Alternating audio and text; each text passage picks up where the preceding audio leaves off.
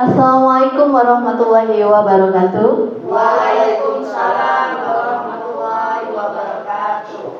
Baiklah, terima kasih Bapak Ibu karena sudah meluangkan waktunya pada siang hari ini dalam kegiatan penimbasan budaya positif saya dalam program Guru Penggerak. Sebelum kita memulai kegiatan ini, kita ice breaking sebentar, semuanya diharapkan berdiri.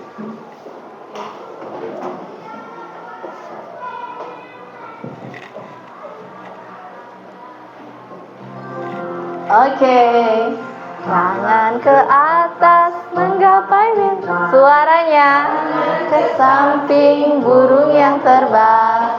Tangan ke depan ikan berenang. Duduk yang rapi siap berdoa.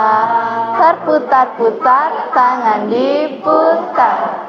Lunggulung-gulung tangan digulung. Ular melingkar di panjat pundak.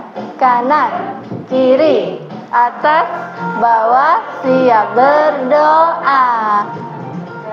Satu jari kanan, satu jari kiri, ku gabung menjadi ku buat jembatan panjang. Dua jari kanan, dua jari kiri, ku gabung menjadi empat. Ku buat kamera cekrek. Tiga jari kanan, tiga jari kiri, ku gabung menjadi enam. Ku buat menara tinggi. Empat jari kanan, empat jari kiri, ku gabung menjadi delapan. Ku buat telinga.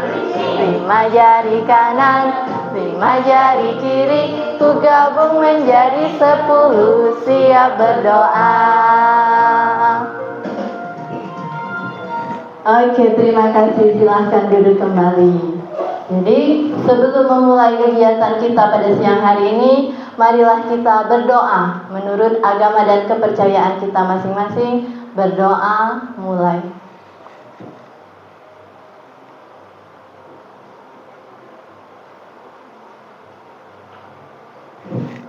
Berdoa selesai. Baiklah, Bapak Ibu. Assalamualaikum warahmatullahi wabarakatuh.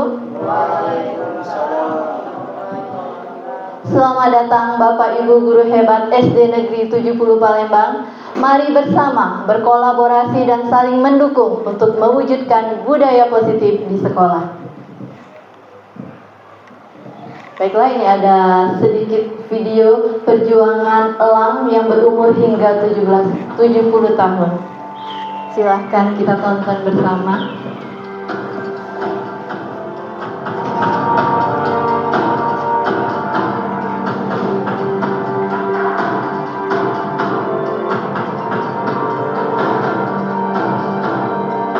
Perjalanan hidup elang. Elang mempunyai umur paling panjang dibandingkan dengan jenis burung lainnya. Elang dapat berusia hingga 70 tahun. Namun, untuk mencapai usia 70 tahun, elang harus melewati perjuangan yang berat.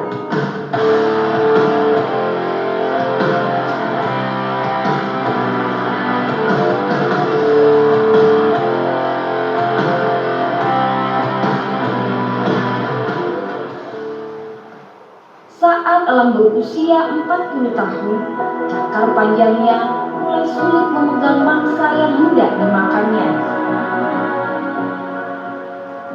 Paruh elang yang panjang dan tajam menjadi bengkok.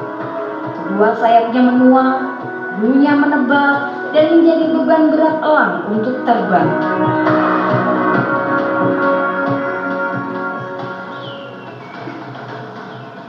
Dalam situasi seperti ini, elang dihadapkan dengan dua pilihan, yaitu mati atau mau menjalani proses perubahan yang menyakitkan selama 150 hari.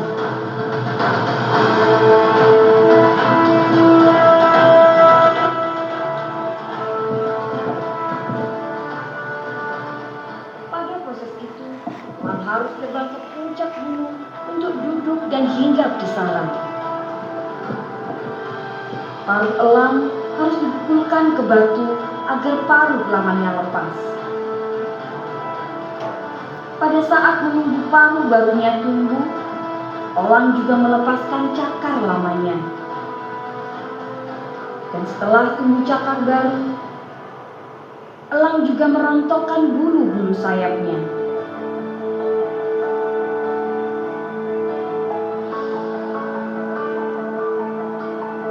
Setelah 150 hari berlalu, elang terlahir kembali dengan kemampuan terbang dan untuk hidup 30 tahun lagi.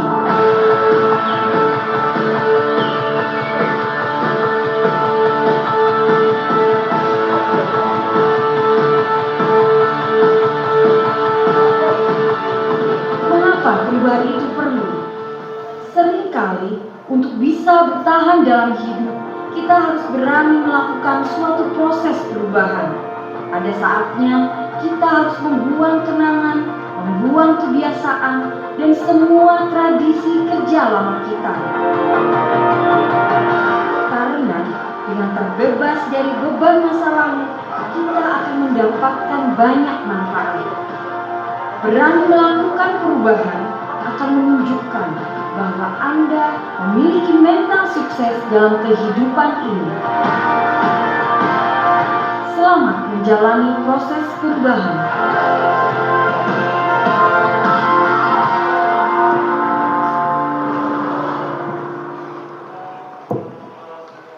Oke, Bapak Ibu, cukup menginspirasi juga ya kisah elang yang ternyata umurnya hampir sama dengan manusia, yaitu 70 tahun ya kurang lebihnya.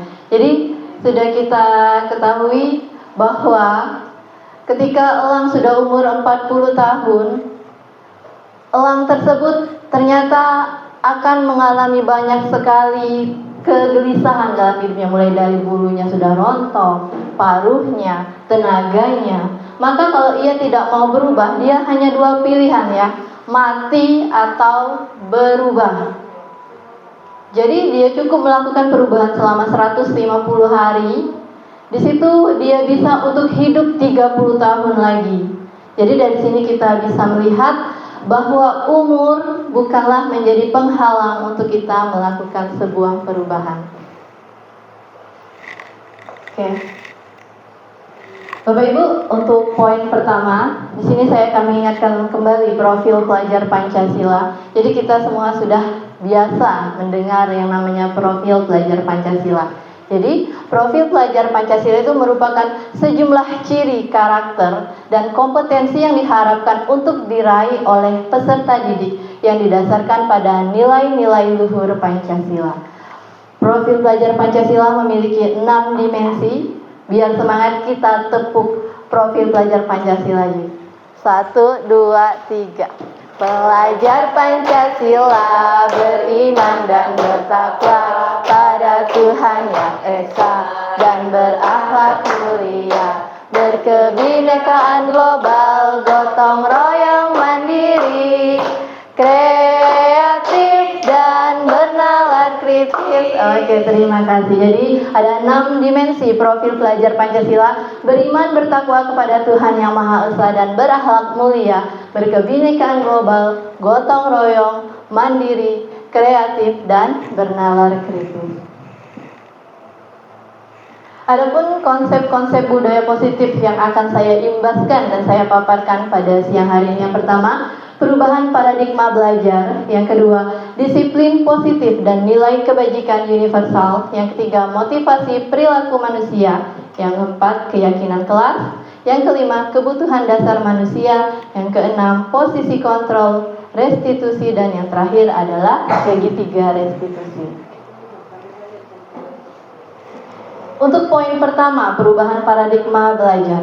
Jadi kita tahu ya Bapak Ibu, di sini saya sudah tampilkan bagaimana pendidikan pada zaman kolonial Belanda dan juga pendidikan pada paradigma baru seperti saat ini. Jadi kita tahu pada zaman dahulu, zaman kita masih dijajah, penduduk pribumi itu hanya diberikan pendidikan sebatas membaca, menulis, berhitung seadanya. Ya. memang sengaja tidak dibuat untuk lebih pintar. Jadi hanya seperlunya saja pendidikan yang boleh diampuh oleh penduduk pribumi. Apa tujuan mereka memberikan pendidikan? Hanya sebagai pembantu dalam usaha dagang kolonial Belanda. Mungkin sebagai pencatat, penghitung pengeluaran dan pemasukan, seperti itu. Jadi mereka memberikan kita pendidikan itu hanya untuk kepentingan mereka saja, tidak lebih dari itu. Karena apa? Kalau dia tahu penduduk pribumi pintar, mungkin mereka tidak bisa lagi untuk menjajah di negara Indonesia. Sementara pendidikan paradigma baru, yaitu pendidikan yang berpusat pada murid untuk mencapai kebahagiaan lahir dan batin yang setinggi-tingginya. Nah, di sini ada dalam upaya mendidik anak atau peserta didik, Ki Hajar Dewantara berpendapat bahwa pendidikan harus selalu berpegang pada kodrat alam dan kodrat zaman. Ya, jadi apa itu kodrat alam? Kodrat alam itu yang dimaksud adalah kekuatan, potensi atau keadaan diri yang secara alamiah melekat pada diri masing-masing individu. Jadi sebenarnya selama ini kita tahu, oh anak itu lahir seperti kertas putih. Sementara yang sebenarnya adalah anak terlahir sudah mempunyai goresan-goresan halus. Kita sebagai pendidik tinggal menebalkan saja, tapi bagian laku baiknya saja. Karena kan manusia ini pasti ada laku baik dan laku buruknya. Jadi tugas kita sebagai pendidik hanya menebalkan bagian laku baiknya saja. Sementara kodrat zaman adalah kekuatan, potensi atau keadaan diri yang berubah secara dinamis sesuai kondisi sosial, budaya, masyarakat atau perkembangan zaman. Berikut adalah perubahan paradigma belajar yang sudah saya lakukan di kelas. Seperti yang sudah saya jelaskan sebelumnya, kita mengikuti kodrat zaman. Jadi kita tidak bisa pasrah atau tidak mau ikut perubahan. Kita sudah tahu pendidikan ini semakin lama semakin sudah high class. Kurikulum semakin berubah. Dan kita harus mengikuti perubahan tersebut, jangan sampai tertinggal. Maka salah satunya dengan menggunakan IT.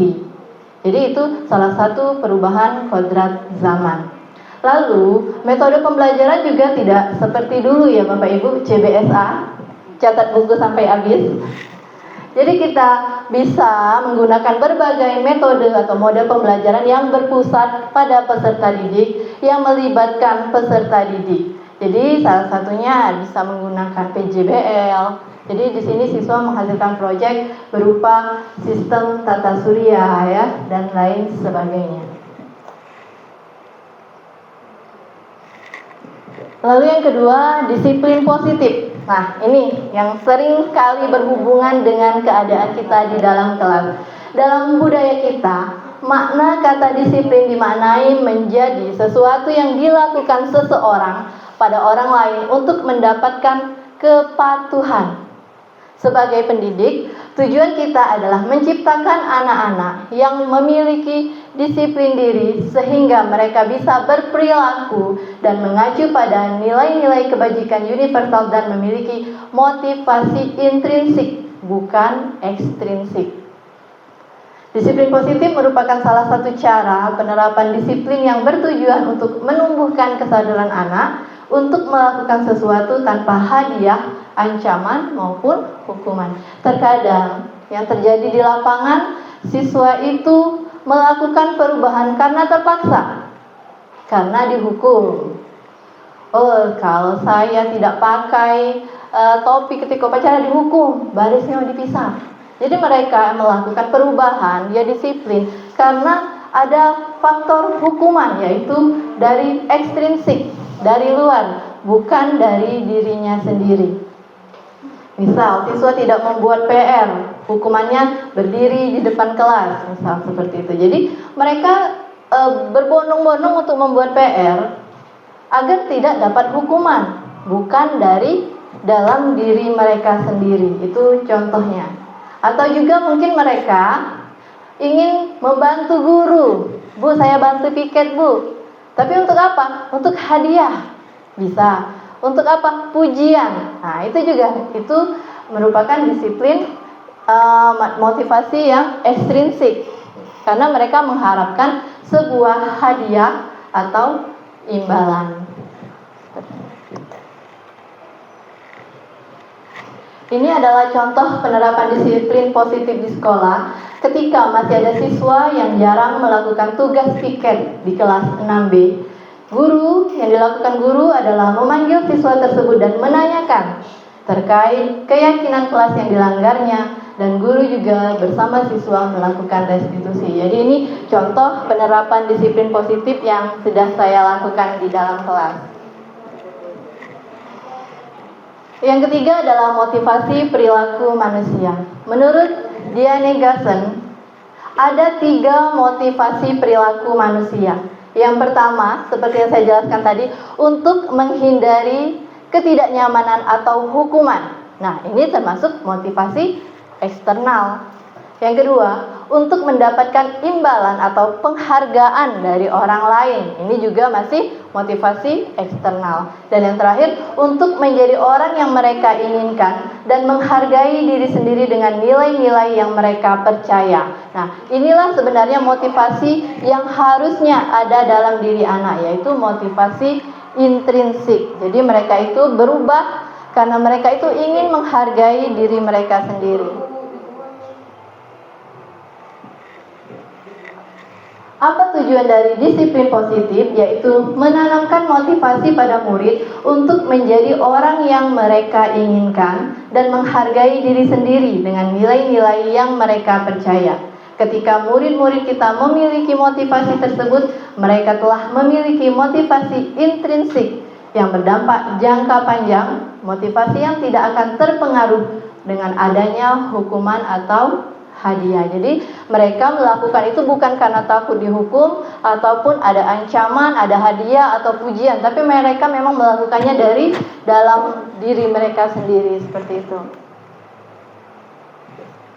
Nah, apabila ada suatu pelanggaran peraturan, tentunya akan ada sesuatu yang harus terjadi. Jadi kalau siswa melakukan pelanggaran, akan ada yang namanya hukuman, bisa juga konsekuensi, atau yang terakhir restitusi. Jadi kalau hukuman ini bersifat satu arah tanpa melalui kesepakatan dan biasanya bersifat negatif, lalu tidak terencana dan tiba-tiba. Hukuman ini bisa diberikan berupa fisik maupun psikis. Murid atau anak disakiti oleh sesuatu perbuatan atau kata-kata. Jadi hukuman ini misalnya anak ke sekolah tidak memakai sepatu, hukumannya lari 10 kelilingan misalnya ya. Jadi itu kan sebenarnya bukan bersifat mendidik, tapi itu sudah negatif. Apa yang terjadi? Ternyata itu dampaknya ke fisik mereka, mungkin bisa jadi seperti itu. Atau dengan kata-kata, murid yang tidak membuat PR, kita mengeluarkan kata-kata yang kasar, itu kan negatif. Apa dampaknya? Mungkin ke mental mereka, seperti itu. Lalu ada yang namanya konsekuensi.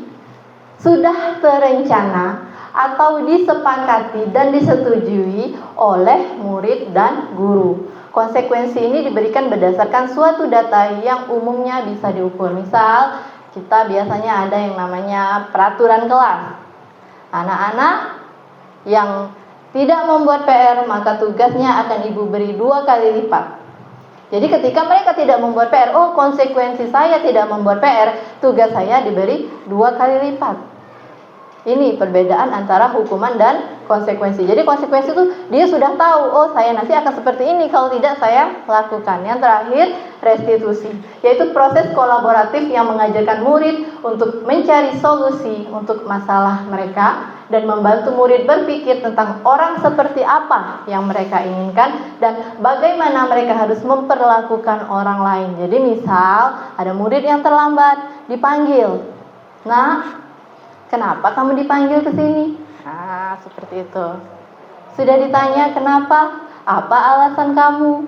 Sudah, nanti selesai. Apa sih kesepakatan yang kamu langgar? Apa yang harus kamu lakukan agar kesalahan tersebut tidak terulang kembali? Nah, harusnya memang disarankan untuk melakukan di antara ketiga ini. Diharapkan kita sebagai pendidik bisa melakukan proses yang namanya restitusi. Baiklah Bapak Ibu, kita ada pertanyaan sedikit. Boleh satu orang jawab satu ya.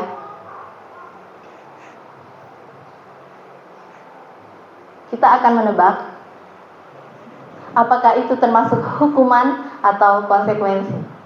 Boleh, mau dimulai dari mana? Dari Bu Mai. Oke, kita mulai. Kita spin ya, bukan arisan main spin. Oke, pertanyaan untuk Ibu Maimunah.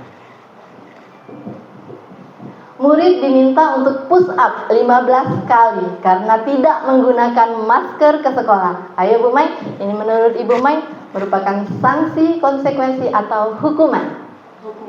Hukuman. Kita coba. Ya benar, 1 juta rupiah.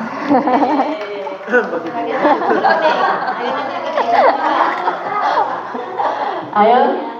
Ini Bapak satu-satunya di ruangan ini ya. Tapi bukan Bapak Ki Hajar Dewantara. Bagaimana Pak Wawan? Membersihkan coretan yang dibuatnya di meja tulis. Apakah konsekuensi atau hukuman? Konsekuensi. Konsekuensi. Kita lihat. Benar ya? Sama, 1 juta rupiah. Ibu Okta.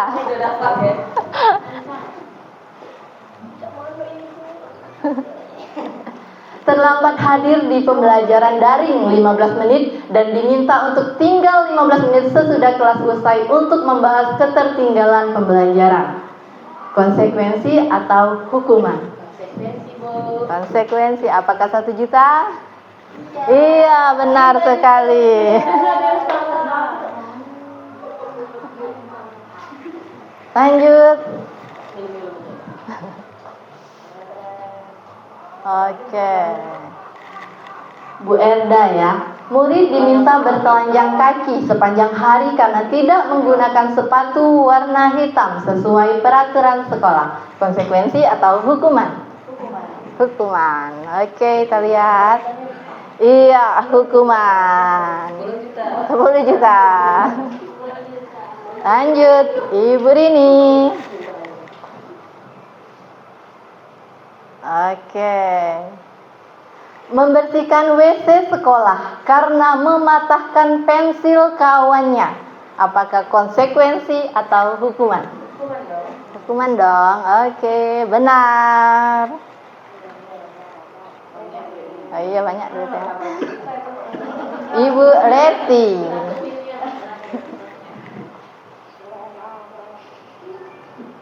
Oke, lari mengelilingi lapangan basket 2 kali karena terlambat 10 menit untuk pelajaran PJOK.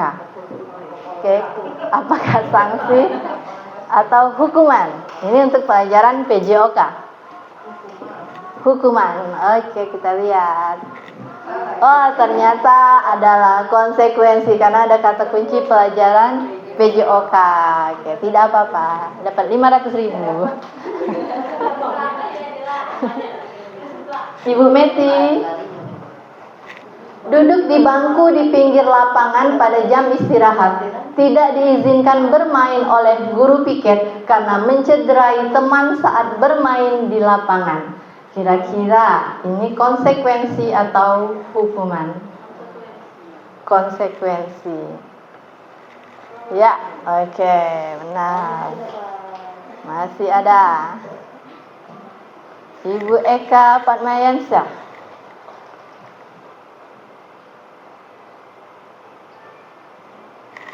Menggantikan kertas tugas teman yang telah dicoret-coret. Apakah hukuman atau konsekuensi? Konsekuensi. Oke, 2 lagi ya. Ibu Titin.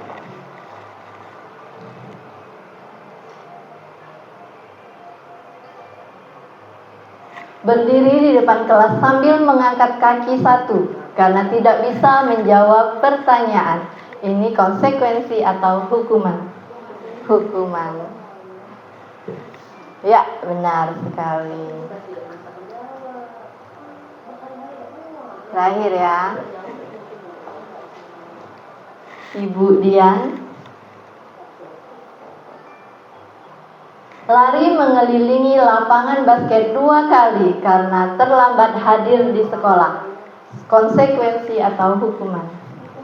Hukuman. Ya, benar ya. Jadi itulah Bapak Ibu mengenai sanksi, konsekuensi ataupun hukuman. Jadi memang kadang kita itu bingung ya, ini sanksi atau hukuman, karena kadang agak mirip-mirip seperti itu, suka mengecohkan kalau soal. Nah, yang keempat yaitu keyakinan kelas. Bagaimana pembentukan keyakinan kelas? Yang pertama, harus lebih abstrak dari peraturan. Yang kedua, sedikit saja agar mudah diingat. Jadi kita tahu untuk apa buat peraturan kelas sampai lebih dari 10, tapi ketika siswa ditanya apa saja peraturan kelas, mereka tidak tahu. Jadi cukup buat sedikit saja yang memang benar-benar penting menurut kita dan mudah diingat oleh siswa. Yang ketiga, berupa pernyataan universal. Yang keempat, sesuaikan dengan kondisi di kelas agar mudah kita terapkan.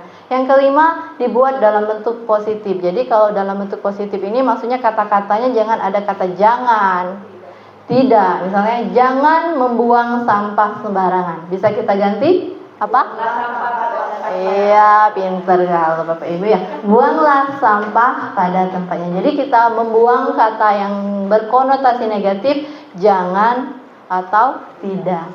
Yang terakhir adalah semua warga kelas harus dilibatkan pada saat pembuatan keyakinan kelas. Jadi keyakinan kelas ini bukan hanya guru yang membuat, tapi semua warga yang ada di kelas harus terlibat dalam pembuatan keyakinan kelas. Ini adalah contoh kegiatan pembuatan keyakinan kelas yang sudah saya lakukan di kelas. Jadi yang pertama, sebelum membuat keyakinan kelas, saya mengadakan pemaparan sedikit, pemberitahuan sedikit kepada siswa-siswa tentang yang namanya budaya positif, apa itu manfaat dari keyakinan kelas. Setelah itu barulah saya bersama murid-murid membuat keyakinan kelas. Jadi pada saat itu saya menyuruh siswa-siswa saya semuanya tanpa terkecuali untuk membuat keyakinan kelas boleh lebih dari 1. Jadi setelah mereka menuliskan, lalu terakhir kami menyimpulkan. Yang kami ambil hanya 6 dari semua yang ditulis siswa itu, karena kita sudah tahu untuk apa keyakinan kelas yang terlalu banyak kalau kita sendiri susah untuk mengingatnya. Jadi kami simpulkan semua keyakinan kelas yang banyak itu ya. Lalu kami ambil 6 poin penting dari keyakinan kelas yang kami buat. Yang kelima adalah kebutuhan dasar manusia. Semua orang senantiasa berusaha untuk memenuhi kebutuhannya dengan berbagai cara. Bila mereka tidak bisa mendapatkan kebutuhannya dengan cara yang positif, mereka bisa melanggar peraturan atau melakukan hal-hal yang tidak sesuai dengan nilai kebajikan. Sama ya Bapak Ibu, kebutuhan dasar kita ini kan sandang, pangan, papan. Sama seperti orang yang di jalan, kalau dia tidak punya uang untuk makan, mungkin dia melakukan hal yang negatif. Bisa saja mencuri, apalagi begal. Mengapa? Karena memang kebutuhan itu harus kita penuhi. Apalagi kebutuhan yang memang primer. Lalu menurut Dr. William Glasser ada 5 kebutuhan dasar manusia. Yang pertama, kita butuh untuk bertahan hidup. Bagaimana untuk bertahan hidup? Ada yang bisa membantu? Bagaimana caranya agar kita ini bisa bertahan hidup?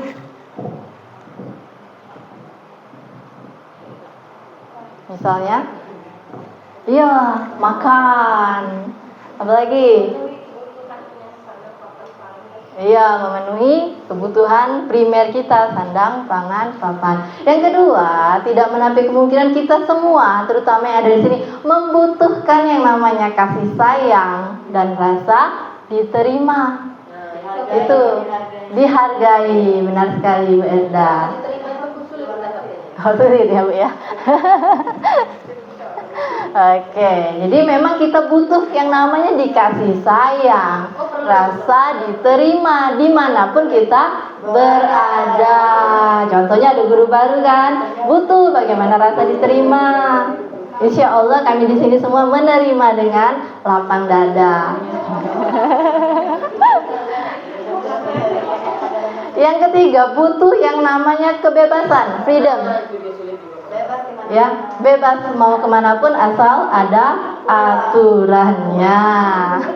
Jadi kita kan tidak mau menjadi manusia yang terkurung, tidak bebas melakukan apapun.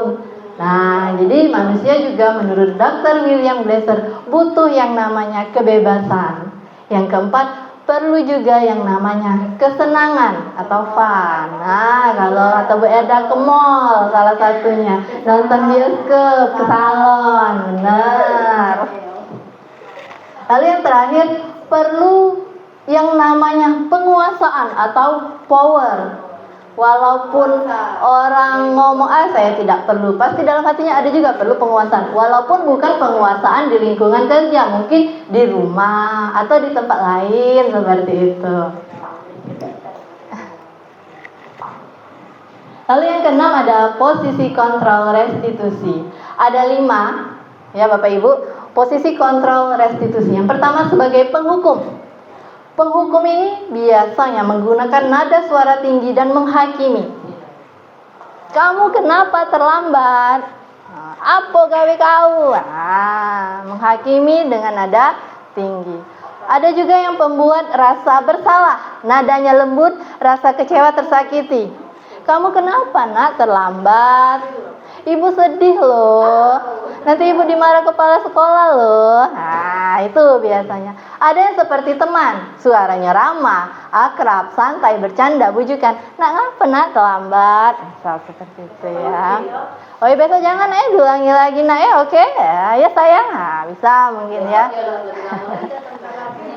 Ya, yang keempat pemantau, mengarahkan berdasarkan peraturan dan konsekuensi. Nak, kenapa terlambat? Kamu tahu konsekuensinya apa? Nah, seperti itu. Lalu yang kelima, manajer, berbuat sesuatu bersama murid. Murid itu mandiri, bertanggung jawab, refleksi, dan tindakan. Seperti yang saya sebutkan tadi, dipanggil dulu, ditanya kenapa alasan terlambat, keyakinan kelas apa yang dia langgar, apa yang harus ia lakukan selanjutnya. Nah, kalau saya sendiri mungkin nomor 1, nomor 2, nomor 3, 4, 5 itu baru belajar. Iya. Kalau yang lain juga sesama rekan kami CGP kebanyakan itu nomor 1 katanya, penghukum. Apalagi yang bapak-bapak saya penghukum biasanya katanya. Karena untuk belajar menjadi manajer ini agak berat, walaupun memang harusnya yang harus kita lakukan, posisi kita adalah sebagai manajer. Itu yang diharapkan sebagai seorang guru. Nah, ini bisa kita lihat Bapak Ibu contohnya, posisi penghukum.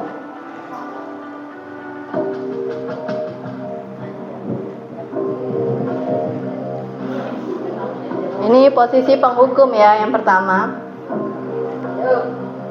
Naren! Sini kamu! Nah, dengan nada tinggi. Selamat pagi Bu. Selalu terlambat. Nah, okay. Kamu deh, pasti terlambat. Maaf Bu, saya Apa? Apa coba? Alasan kamu apa lagi? Oke. Kapan sih kamu tidak terlambat? Kita langsung mengkoreksi diri ya. Malas sekali ya kamu jadi anak. saya Dasar pemalas. Gak kapok-kapok sih kamu. Sudah berapa kali terlambat? Sana, kamu keliling lapangan basket 2 kali. kenapa saya harus keliling lapangan basket Bu? Kenapa? Kamu melawan ibu? Berani-beraninya jawab. Sudah terlambat, masih berani jawab pula. Sekarang,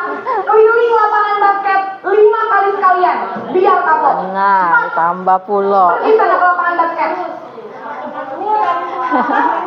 Posisi kuku Oke. biasanya berbicara dengan nada tinggi, menghardik, menunjuk-nunjuk, menyakiti, dan menyindir. Hukuman bisa berupa fisik maupun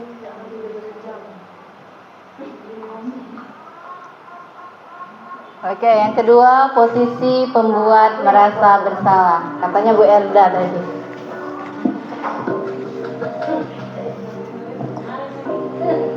Masih Sinaren.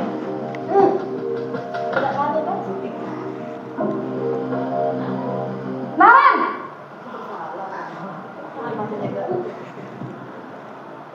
Selamat pagi, Bu.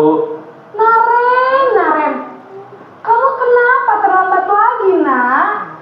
Ya Tuhan, Naren, kamu senang ya bikin ibu susah ya? Kalau kamu terlambat lagi, nanti ibu yang ditegur bapak kepala sekolah, nak. Disangka ibu tidak bisa membina kamu. Duh, gimana ini? Maaf, Bu.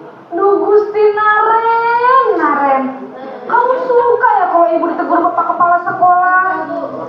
Terus, sekarang ibu harus tulis apa ini di buku absen? Ini kamu sudah sering terlambat loh. Ibu harus apa coba? Maaf, Bu. Maaf sekali. Ya sudah, lain kali jangan bikin ibu susah lagi ya nak ya. Ibu tidak akan kuat lagi kalau kamu begini terus. Bisa jantungan kalau ibu ditegur bapak kepala sekolah. Sana cepat ke kelas. Maaf ya, Bu. Maaf sekali. Itu adalah posisi pembuat rasa bersalah. posisi pembuat rasa bersalah, berbicara dengan nada tenang. Posisi pembuat rasa bersalah. Yang ketiga, posisi teman. Jadi di sini guru memposisikan dirinya sebagai teman.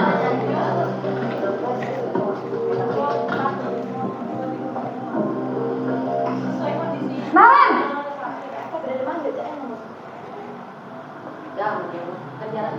Selamat pagi, Bu. Sebagai teman. Sudah jam berapa ini nak? Terlambat lagi ya sayang. Iya, Bu. Habis ibu saya lupa bangunkan saya, Bu. Kamu malah menyalahkan ibu kamu. Kamu bukannya anak yang larinya paling kencang. Kok terlambat sih? Iya, Bu. Saya memang terlambat bangun tadi. Jadi, biarpun saya lari kencang, tetap gak kekejar, Bu. Ya sudah sana, nanti lain kali larinya lebih kenceng lagi ya. Biar gak terlambat lagi. Bikin seneng ibu, demi ibu. Bisa kan? Bisa lah, Bu. Ya sudah sana masuk kelas. Ibu beresin urusan absen kamu. Kamu ini ada-ada saja. Oke. Itu ya, ada saja. Dalam posisi teman, guru berbicara dengan nada suara ramah.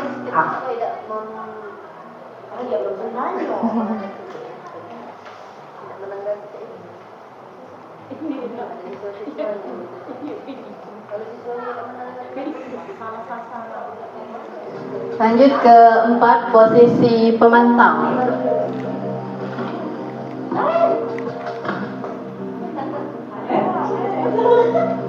Naren,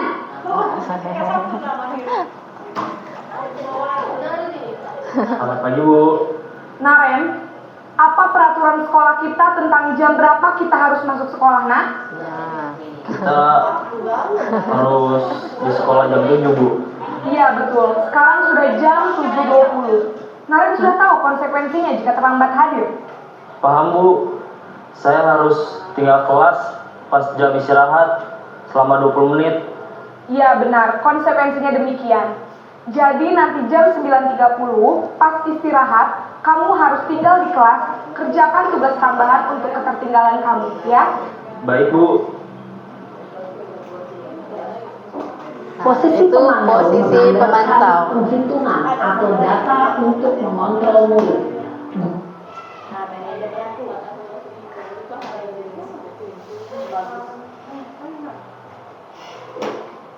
Yang terakhir adalah posisi manajer.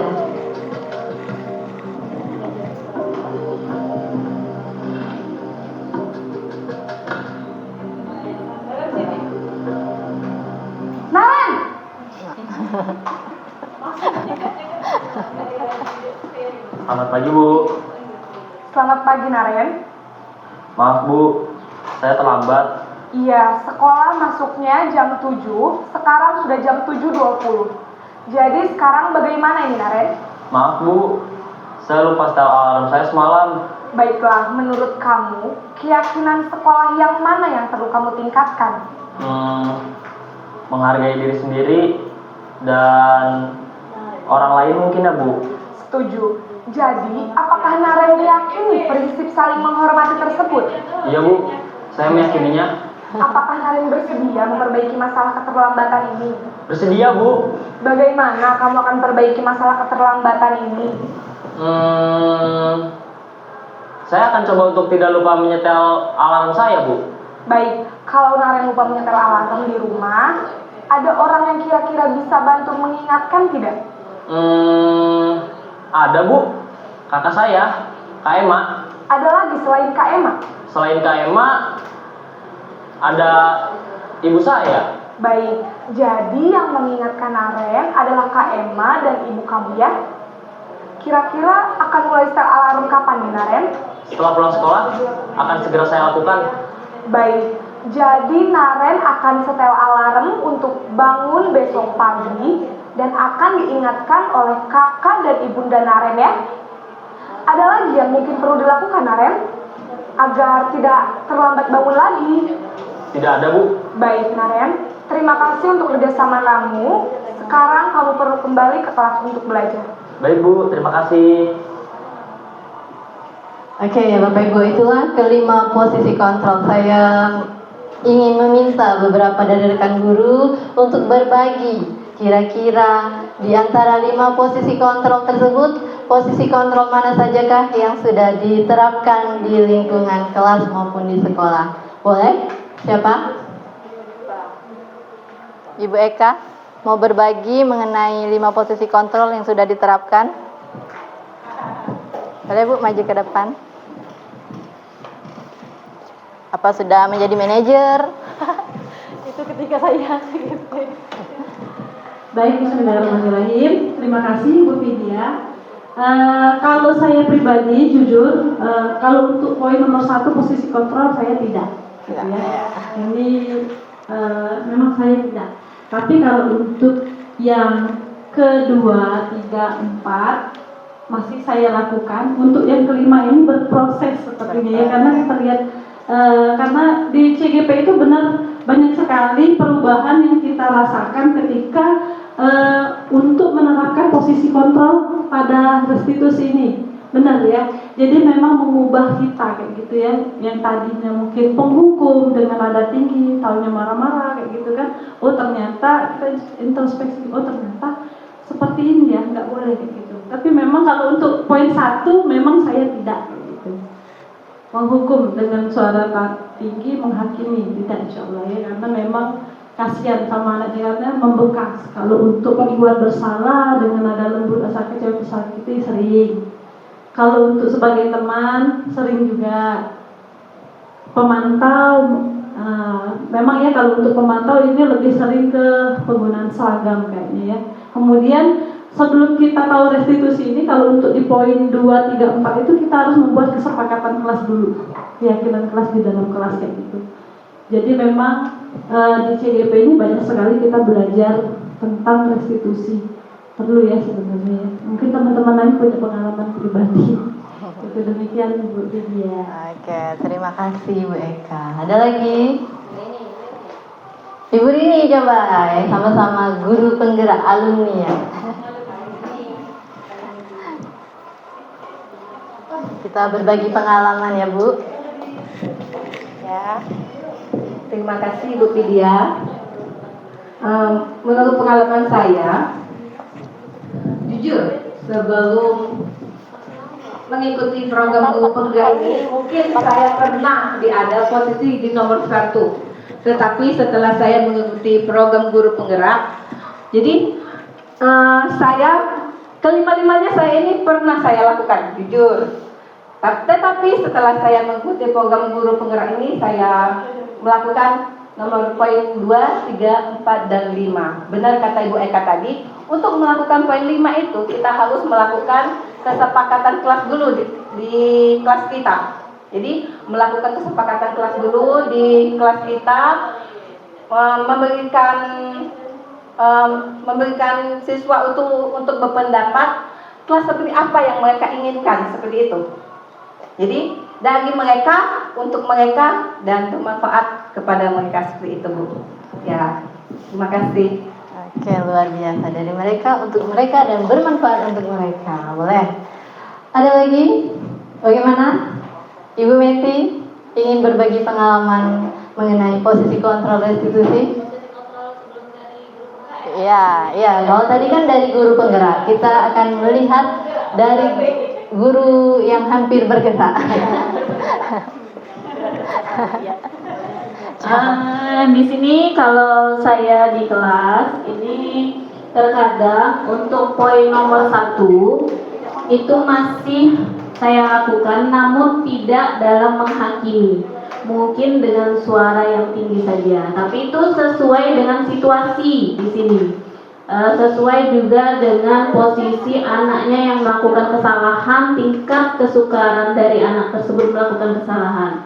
Karena ya mungkin saya juga belum mengalami untuk pembelajaran restitusi dan lain sebagainya. Mungkin nanti saat saya mengalami pembelajaran seperti Ibu Vidya, mungkin saya bisa belajar lagi untuk lebih menyesuaikan kondisi siswa dan juga kondisi kelasnya. Kemudian untuk pembuat rasa bersalah, ini ya pasti pernah saya lakukan.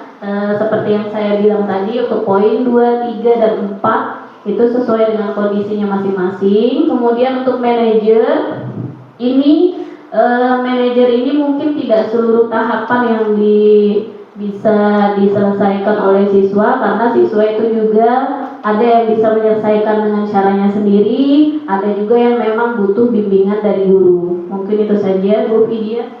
Oke, terima kasih. Bagaimana dari guru bidang studi, ada yang ingin berbagi?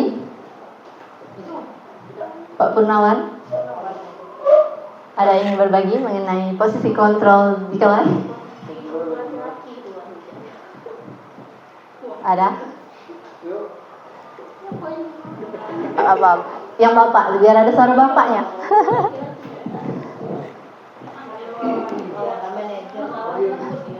Yang mana di antara 5 itu sudah pernah diterapkan di kelas?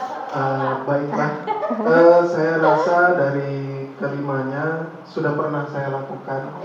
Tetapi khusus yang nomor 5 masih proses belajar itu. Saya coba terapkan di kelas saya. Mungkin seperti itu. Terima kasih. Singkat, padat, dan jelas ya. Berarti Pak Wawan sudah mulai, walaupun katanya tidak mesti harus guru penggerak yang menerapkan manajer, tapi dia sudah mulai belajar. Karena mungkin dia akan mendaftar di guru penggerak angkatan 12. Amin. Oke, ada lagi? Bagaimana? Ibu Titin atau Ibu Dia ingin berbagi? Ibu Titin, nah dari TK. Iya, kita dengarkan dulu yang sekarang sudah mengajar SD. Kalau kami di TK, di lembaga PAUD ya Bu ya, posisi kontrol restitusi yang dilakukan itu di poin nomor 3. Anak didik itu kita buat sebagai teman, karena usianya juga yang masih prasekolah gitu ya. Jadi untuk teman itu ya guru-gurunya harus ramah, akrab. Yang poin pertama sekali bisa membujuk. Kalau untuk poin-poin yang lain belum, karena anak belum mengerti kan. Jadi yang sering kita pakai itu di poin 3, teman. Anaknya senang, anaknya moodnya bagus, oke, masuk kelas.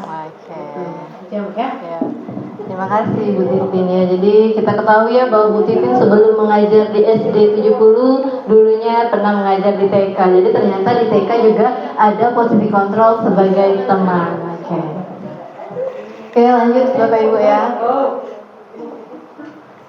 Nah, ini contoh saya menerapkan posisi kontrol saya, mencoba sebagai manajer seperti kata Bu Eka dan guru lainnya, berproses benar menghadapi bully. Kalau di kelas tinggi ini sering sekali ya yang namanya bully, padahal kita sudah tahu sekolah kita anti bullying ya. Nah, di sini saya mencoba menerapkan restitusi kepada siswa saya tersebut.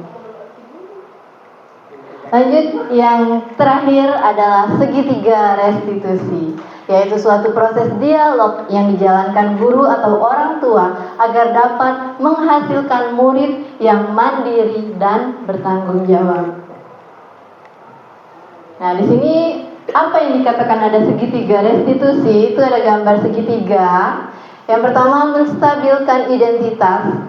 Yang kedua, validasi tindakan yang salah. Yang ketiga, menanyakan keyakinan. Jadi, restitusi ini membantu murid menjadi lebih memiliki tujuan, disiplin, positif, dan memulihkan dirinya setelah berbuat salah. Restitusi itu bukan untuk menebus sebuah kesalahan, tapi untuk belajar dari kesalahan. Jadi mereka itu belajar dari kesalahan yang sudah mereka lakukan, bukan untuk menebus harus melakukan apa agar kesalahannya tersebut bisa termaafkan.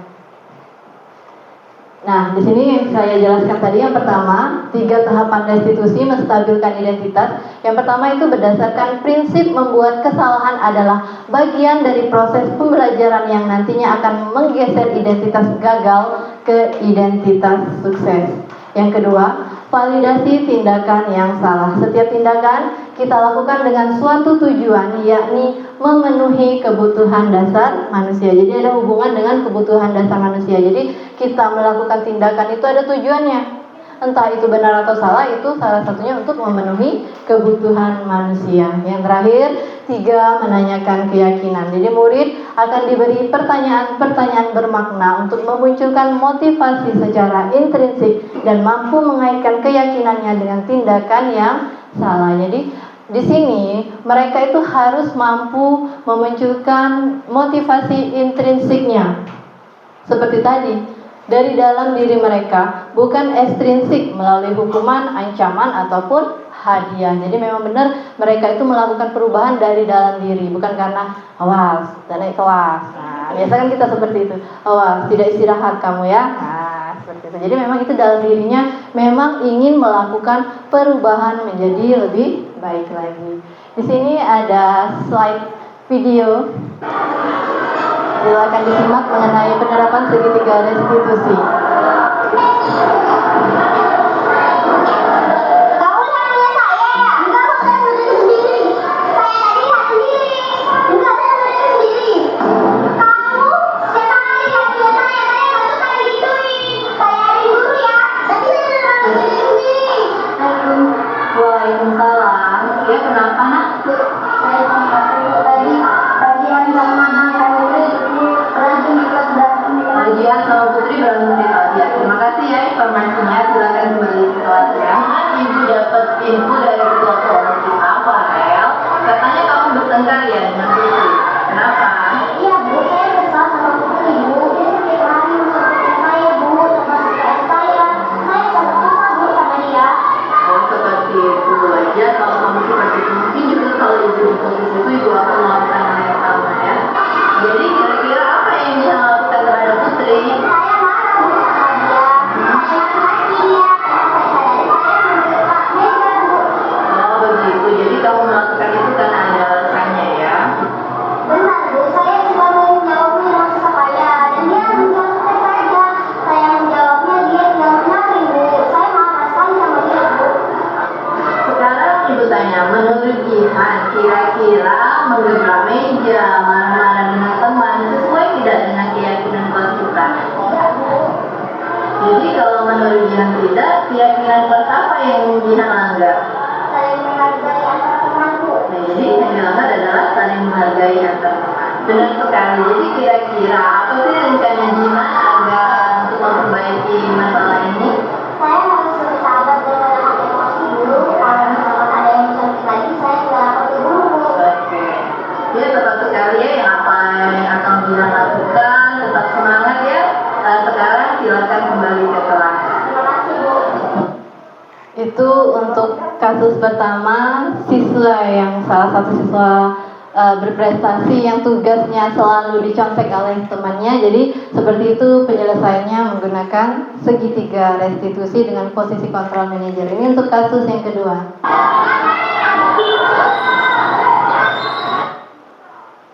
Betul.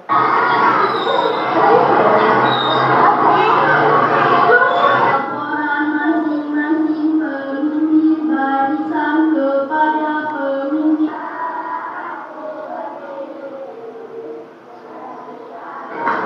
Marwa tahu kenapa ibu panggil ke sini? Tahu Bu, Kenapa? karena pakaian tidak lengkap Bu. Iya, jadi Marwa tahu ya bahwa kita kan peraturannya harus memakai seragam lengkap. Apalagi hari ini kita akan melaksanakan upacara ya. Ibu juga pernah melakukan kesalahan yang sama seperti Marwa. Itu manusiawi kok. Tapi di sini ibu bukan mencari permasalahannya seperti apa. Ibu akan mengajak Marwa untuk mencari solusinya. Bagaimana agar setiap hari Senin Marwa bisa berpakaian lengkap atau berseragam lengkap. Jadi tidak seperti ini lagi. Ibu ingin tanya nih sama Marwa, kok bisa hari ini tidak memakai seragam yang tidak lengkap ya? Oh, buru-buru. Kenapa buru-buru nak? Semalam tuh aku memakai Bu. Oh, tidurnya kemalaman. Jadi tadi bangunnya kesiangan. Kira-kira menurut Marwa, dengan memakai seragam yang tidak lengkap, apakah melanggar keyakinan kelas kita? Iya. Iya. Kira-kira keyakinan kelas yang mana yang dilanggar nak? Dalam seragam lengkap itu tidak disiplin. Dia tidak disiplin dalam memakai seragam. Ya, benar sekali. Nah, jadi menurut Marwa, kira-kira apa nih yang akan Marwa selanjutnya akan dilakukan agar kesalahan ini tidak terulang kembali? Tidak terulang lagi. Itu melengkapi Oh, semuanya sudah dipersiapkan dari malam hari. Baik, terima kasih ya Marwa karena sudah mau berubah menjadi anak yang lebih disiplin. Apakah kamu siap? Siap. Terima kasih. Silahkan keluar. Ya, itu tadi 2 contoh kasus yang saya menerapkan segitiga restitusi. Ini adalah tanggapan dari murid. Kenapa nama saya Mas Ilham Dalika Saki? Saya senang karena telah melakukan restitusi terhadap masalah saya. Dan saya mempunyai solusi dengan permasalahan saya. Terima kasih Bu. Oke. Jadi Bapak Ibu, itulah contoh-contoh penerapan budaya positif yang sudah dilakukan. Jadi memang seperti itu ya Bapak Ibu, kita walaupun memang masih ada di dalam diri kita yang namanya posisi kontrol sebagai penghukum, pembuat rasa bersalah, teman, pemantau dan manajer ya yang satunya, diusahakan untuk semakin hari semakin berubah menjadi pribadi yang lebih baik lagi, sebisa mungkin menempatkan diri kita walaupun tidak bisa sebagai manajer, mungkin untuk di awal sebagai pemantau seperti itu, karena memang benar menurut Ki Hajar Dewantara kan memang anak kita ini harus menghamba pada anak. Kita bisa dengar kata menghamba. Hamba itu biasanya kita gunakan hanya kepada Tuhan. Tapi menurut Ki Hajar Dewantara, kita harus menghamba pada anak. Jadi apapun yang kita lakukan, apapun yang kita tujuan kita di pendidikan ini, tujuannya adalah untuk anak itu sendiri, untuk peserta didik. Maka dari itu ia meminta agar kita mampu menerapkan pembelajaran yang berpusat pada peserta didik dengan mengikuti kodrat alam dan kodrat zamannya. Jadi kita jangan merasa di posisi mager, ya. Jadi seperti itu. Jadi kita harus melakukan suatu perubahan, ikuti alur yang ada, apapun yang terjadi kita harus tetap semangat seperti itu Bapak Ibu. Baiklah, di sini di akhir pemaparan saya mengucapkan banyak terima kasih kepada Bapak Ibu yang meluangkan waktunya untuk menghadiri diseminasi atau penyimbasan saya terhadap budaya positif yang sudah saya lakukan. Insya Allah semoga dengan adanya kegiatan ini, apa yang sudah saya dapatkan di CGP dan apa yang sudah saya perlahan-lahan mulai saya terapkan bisa juga diterapkan oleh Bapak Ibu di sekolah dan di lingkungan kelas masing-masing. Demikianlah. Apa ada yang ingin bertanya sebelum ditutup? Tidak ada. Jadi karena kita tadi membuka dengan membaca doa. Jadi untuk menutup, marilah kita bersama-sama berdoa. Semoga kegiatan kita ini bisa menjadikan contoh dan juga bisa menjadi motivasi Bapak Ibu juga untuk menjadi ke arah yang lebih baik. Baiklah, berdoa dimulai.